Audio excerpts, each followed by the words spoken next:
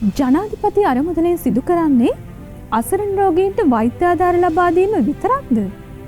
එහෙමත් නැත්නම් ජනාධිපති අරමුදල මගින් ඔබට ලබාගත හැකි අනිකුත් සේවාවන් මොනවාද?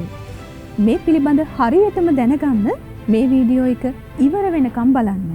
ජනාධිපති අරමුදල මගින් අධ්‍යාපන ආධාර, දිළිඳුකම පිටු දැකීමේ සහන, ස්වයං රැකියා ආධාර, නිපුණතා වර්ධන සහන, ආගමික සහ ජාතික කටයුතු සඳහා ආධාර, ආපාදිත ප්‍රජාව සඳහා සහන, වනාලි ප්‍රහාරවලින් හානිවන පවුල්වල දරුවන් සඳහා අධ්‍යාපන ආධාර, ක්‍රීඩා සහ සමාජ සේවා සහන ඇතුළු අපේ රටේ ජනතාව වෙනුවෙන් අවැසි සෑම මොහොතකම අවශ්‍ය සහන සහ සේවා සපයනවා.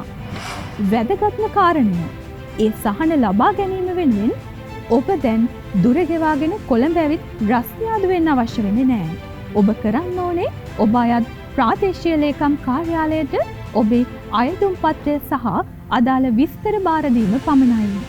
ඔබට පුළුවන් ඔබ අයත් ප්‍රාදේශීය ලේකම් කාර්යාලයෙන් මේ පිළිබඳ වැඩිදුර විස්තර විමසන්න.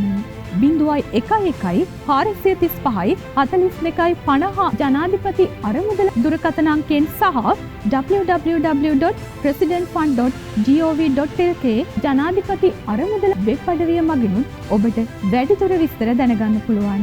ඉතින් තවත් කෙනෙක්ට මේ පණිවිඩය දැනගන්න මේ වීඩියෝ එක අනිවාර්යෙන්ම ෂෙයා කරන්න. ජනාධිපති අරමුදල රටේ ජනතාවගේම අරමුදලයි.